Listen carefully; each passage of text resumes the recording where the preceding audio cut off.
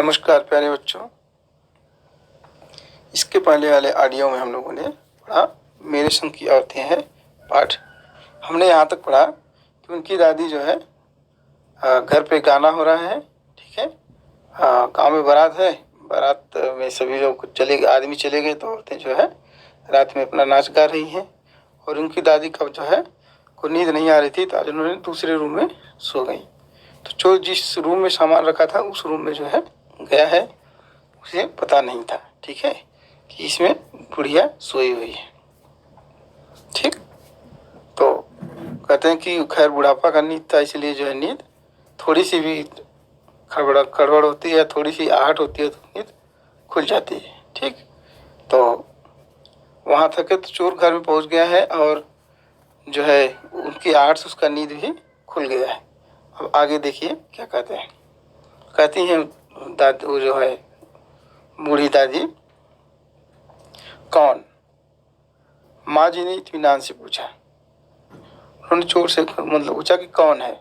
आराम से उन्होंने पूछा, जी मैं। चोर ने युगों से चला आ रहा पारंपरिक और असंगत जवाब दिया।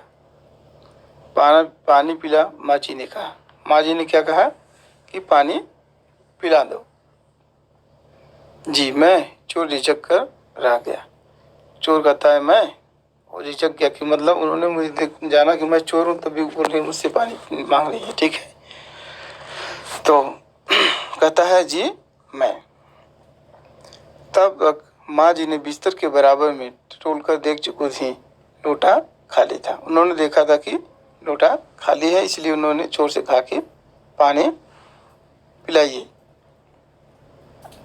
ऐसा कर उन्होंने कहा, यह लोटा ले और कुएं से पानी भर ला, पर देख कपड़ा कसकर बांधे रखियो और तरीके से छानियो, ठीक है। कहते हैं कि पानी को जो है लोटा ध्यान से रखना और अच्छे से छानिया पानी। चोर घबरा गया। अंधेरे में इन्होंने कैसे जाना कि इसके मुंह पर कपड़ा बंधा है और कमर में भांग, ठीक। वो कहते हैं कि कैसे उन्हें पता चल गया कि चोर जो है कमरे में अपने कमर में जो है कपड़ा बांधा हुआ है और वह उसमें भांग भी रखा हुआ है। भगवान से उनका तार जुड़े होने की खबर उसे थी, मतलब बुढ़िया के बारे में जानकारी उसे भी थी कि ये बुढ़िया जो है जो कहती है वही होता है। पर बुढ़िया भांग भी छानती होगी, एकदम यकीन न हुआ, ठीक है। कहते हैं कि पर बुढ़िया जो है भांग भी जो है छानती होगी, उसे जो है यकीन नहीं था चोर को, ठीक है, कि बूढ़ा जो है भांग भी पीती है। एकदम यकीन न हुआ, इसी से कुछ हैरान परेशान हो उठा। ठीक, जल्दी कर भाई। तभी माँ जी ने कहा, बड़ी प्यास लगी। ठीक, कहा कि जल्दी से करो, बहुत तेज प्यास लगी है। पर मैं तो चोर हूँ, मारे घबराहट और धर्म संकट की चोर सच कह गया। कहते हैं कि बहुत तू घबराया हुआ था, इसलिए कहा कि मैं तो चोर हूँ। हुआ करे। माँ जी ने कहा, प्यासे को पानी तो पिला, पर देख मेरा धर्म न बिगाड़ियो, लोटे के मुंह से कपड़ा न हटाइयो, हाथ रगड़ कर धो लीजो और पानी कपड़े से छान कर भरियो, ठीक है। यानी कि फिर आप चोर के हाथ का पानी पी लोगी? चोर कहता है, ठीक है। दादी सिंह कहा, न रगड़ कर धो ली, कहा न रगड़ कर धो लीजो, सब नाच गाने में लगे हैं, तेरे और भगवान के सिवा कौन धरा है जो पिलाएगा। ठीक, कहते हैं कि ध्यान से जो है पानी छानने के लेके आना। इस समय तुम्हारे और मेरे बीच कौन है जो मुझे पानी पिलाएगा? मैं हूँ और तुम हो, ठीक है। और भगवान वहीं कहीं उसके बराबर में धरे हैं। सुनकर चोर कुछ ऐसा अकबकाया मतलब आश्चर्य में पड़ गया कि लोटा उठाकर चल दिया। पूरा एहतियात के साथ पानी भरकर लौटा दो। परेशान पहरेदार ने दर दबोचा। कुएं पर देख लिया गया था। पहरेदार ने उसे पकड़ लिया और जो है कुएं पर उसने उसे पकड़ लिया। तब माँ जी ने लोटे का आधा पानी खुद पीकर बाकी चोर को पिला दिया। कहते हैं तब माँ जी ने आधा पानी खुद पिया और आधा चोर को पिला दिया और कहा, एक लोटे से पानी पीकर हम माँ बेटे हुए, ठीक है। अपना जूठा पानी उन्होंने पिलाया, कहा कि एक तो लोटा से पानी पी करके आज हम दोनों माँ बेटे हुए। अब बेटा चाहे तो तू चोरी कर चाहे खेती। उन्होंने उसके सामने कहा कि अब तुम चोरी करो या खेती करो, तुम्हारे सामने दो जो है काम मतलब दो उत्तर मैं रखता हूँ, तुमको जो करना है वो करो। बेटा बेचारा किस लायक रह गया होगा, सो रोमांचक धंधा छोड़ खेती से लगा। चोरी का धंधा कितना अच्छा होता है ना, कहते हैं कि रोमांचक धंधा कितना अच्छा धंधा कि एक दिन चोरी करो, आराम करो, उसके बाद ठीक है खाओ पियो। सालों साल लगा रहा। जब मैंने उसे देखा तो बड़ा भलमानुस बूढ़ा लगा, भला मानुस बूढ़ा लगा मुझे, डरा डरा हैरान सा।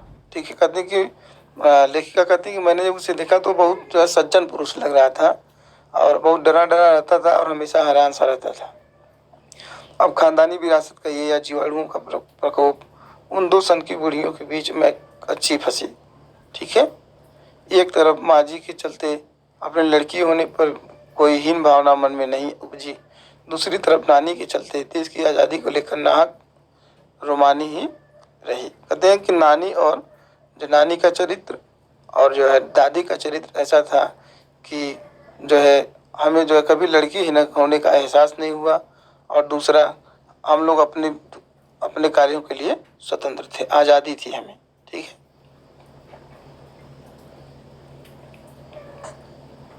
15 अगस्त 1947 को जब देश को आज़ादी मिली, यह कहना चाहिए जब आज़ादी पाने का जश्न मनाया गया तो दुर्योग से मैं बीमार थे। दुर्योग मतलब दुर्भाग्य से। जब कहते हैं कि जिस दिन भारत आज़ाद हुआ उस दिन वह बीमार थी। उन दिनों टाइफाइड खासा जानलेवा रोग माना जाता था, इसलिए मेरे तमाम रोने धोने के बावजूद डॉक्टर ने मुझे इंडिया गेट जाकर जश्न में शिरकत करने की इजाज़त नहीं दी। कहते हैं कि मैं बहुत तमाम प्रयास किया कि मैं जाऊं जो है 15 अगस्त के समारोह में, लेकिन डॉक्टर ने मुझे जाने की जो है उसमें भाग लेने की इजाज़त नहीं दी। चूँकि डॉक्टर अपने नाना के परम मित्र, उनसे ज़्यादा नाना थे, इसलिए हमारे पिताजी जो बात बात पर सत्ताधारियों से लड़ते फिरते थे, चुप्पी साध गए। ठीक है, मैं बदस्तूर रोती कलपती रही। क्या कोई बच्चा इकलौती गुड़िया की टूट जाने पर रोया होगा? मेरी उम्र तब 9 बरस की थी।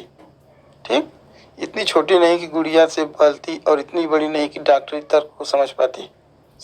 ठीक है, कहते हैं कि मैं इतनी बड़ी भी नहीं थी कि जो है किसी कोई हमें भगाए और भाग जाऊं, और इतनी भी बड़ी नहीं थी कि डॉक्टर कोई तर्क दे तो मैं समझ जाऊं कि किसी लिए नहीं जाने दे रहा है। ठीक है, तंग आकर पिताजी ने मुझे ब्रदरहुड का राम जो उपन्यास पकड़ा गए।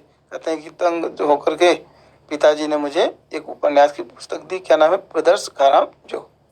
किताबें पढ़ने का मुझे मिराक था। मिराक मतलब मानसिक रोग, मतलब बीमारी थी, मतलब किताबें पढ़ने में इनकी बहुत लगन थी। ठीक,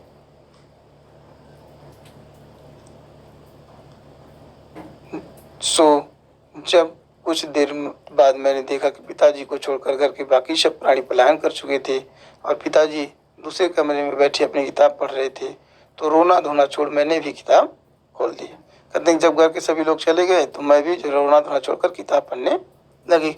एक बार शुरू कर लेने पर उसने मुझे इतनी मोहलत नहीं दी कि दोबारा रोना शुरू करूं या कोई और काम पकड़ूं। कहते किताब इतनी अच्छी उपन्यास थी कि एक बार मैं पढ़ना शुरू की तो मुझे फुर्सत ही नहीं रही कि मैं दोबारा रोऊं या कोई और काम करूं। उस वक्त ब्रदर्स का राम जो मुझे देने में क्या तुक थी, तब मेरी समझ में नहीं आया। कहते कि उस उम्र में मुझे ब्रदर्स का राम जो पुस्तक देने के पीछे क्या तर्क रहा होगा, यह मेरी समझ में नहीं आया।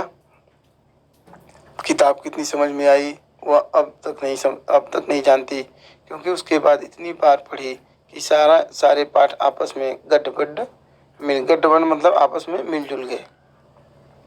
ठीक, कितना पहली बार में पल्ले पड़ा, कितना बाद में कहना मुश्किल है। कहते हैं कि किताब को मैंने कई बार पढ़ा और इस प्रकार की सारी कहानी आपस में जो है मिल गई। ठीक है, कहते हैं कितना पहले बार समझ में आया और कितना बाद में, यह कहना मुश्किल है, पर इतना विश्वास के साथ कह सकती हूँ कि उसका एक अध्याय जो बच्चों पर होने वाले अत्याचार पर था, मुझे पहली बार में ही लगभग कंठस्थ हो गया। उम्र के हर पड़ाव पर वह मेरे साथ रहा और मेरे लेखन के एक महत्वपूर्ण भाग को प्रभावित करता रहा। कहते हैं कि उस पुस्तक को मैंने पढ़ा और उसका एक भाग जो बच्चों पर अत्याचार एवं अनाचार पर आधारित था, कहते वह पाठ जो है मुझे उसी से मैं कंतस्ट हो गया और बाद की उनकी लेखनी को भी उसने प्रभावित किया। जैसे जादू का कालीन मेरा नाटक, नहीं, 3 किलो की छोरी जैसी कहानियाँ, वकटगुला उपन्यास के कई अंश जो इनकी जो रचनाएं हैं उस पर जो है उस पाठ का प्रभाव पड़ा है। ठीक है। माँ जी की मन्नत का असर रहा होगा कि मैं नहीं, मेरी चारों बहनें भी लड़की होने के नाते किसी हीन भावना का शिकार नहीं हुई। कहते हैं कि माँ जी की मन्नत का ही असर रहा होगा कि जो है मैं ही नहीं, मेरी और जो चारों बहनें थी उन पर किसी भी प्रकार की हीन भावना का शिकार उन्हें नहीं होना पड़ा कि मैं लड़की हूँ, लड़कियों को ऐसे रहना चाहिए, ये काम नहीं करना चाहिए, जो कोई बंधन नहीं थी, इसलिए उनके अंदर कोई हीन भावना नहीं आई। नानी, माँ और परदादी की परंपरा बरकरार रखते हुए लीक पर चलने से भी इनकार किए रही। और जिस प्रकार नानी और माँ सब जो है लीक से हटकर चलने की उनके अंदर जो एक जो है सनक थी, उसको बाकी बहनों ने भी जारी रखा। पहली लड़की जिसके लिए मन्नत मांगी गई थी वह मैं नहीं, मेरी बड़ी बहन मंजुल भगत थी। कहते हैं कि पहली बहन जो थी, इनकी बड़ी बहन का नाम क्या था? मंजुल भगत। घर का नाम था रानी, बाहर का नाम मंजुल, लेखिका अवतार हुआ मंजुल भगत। ठीक है। घर का नाम क्या था? रानी, बाहर लोग मंजुल कहते थे और लेखिका के बाद उन्होंने लिखा मंजुल भगत। क्योंकि लिखना शादी के बाद शुरू किया, अपना नाम और अपना नाम बदलकर पति का ग्रहण करने में कोई हीन भावना आड़े नहीं आई, इसलिए पैदाइशी जैन नाम छोड़कर भगत बने। ठीक।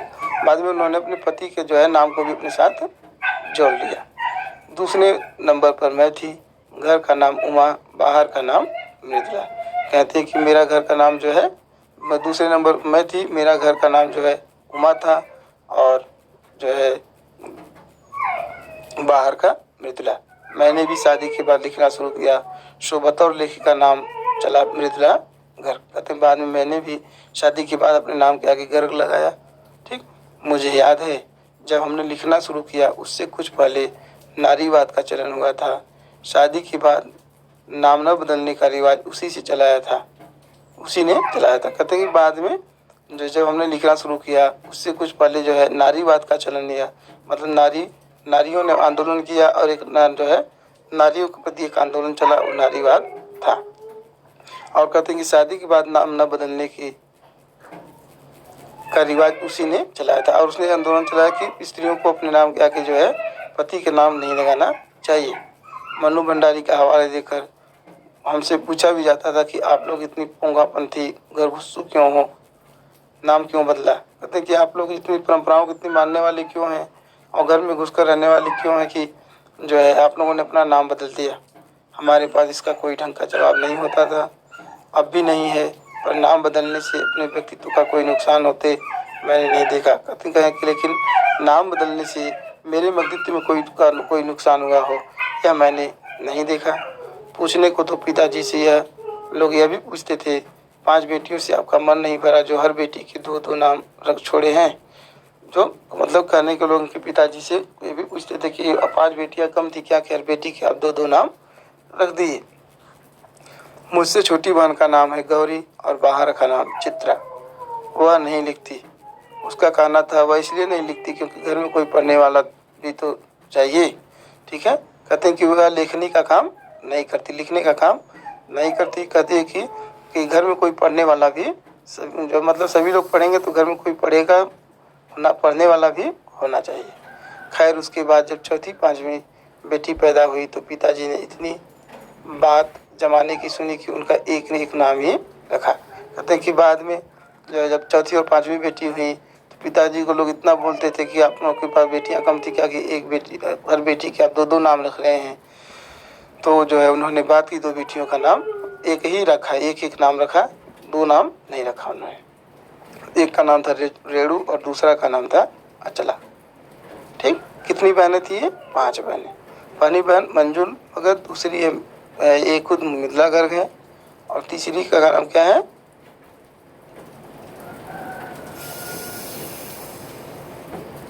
तीसरी का नाम क्या था?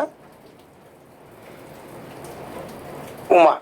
मतलब इनका नाम था मृदुला गर्ग। पहले नंबर पर मंजुल भगत थी, दूसरी पे मृदुला गर्ग और जो है तीसरे का इन्होंने उल्लेख नहीं किया है। मेरी बड़ी बहन मंजुल भगत थी। और ये टोटल का कुल कितनी बहनें थी ये? 5 बहनें थी। ठीक है। और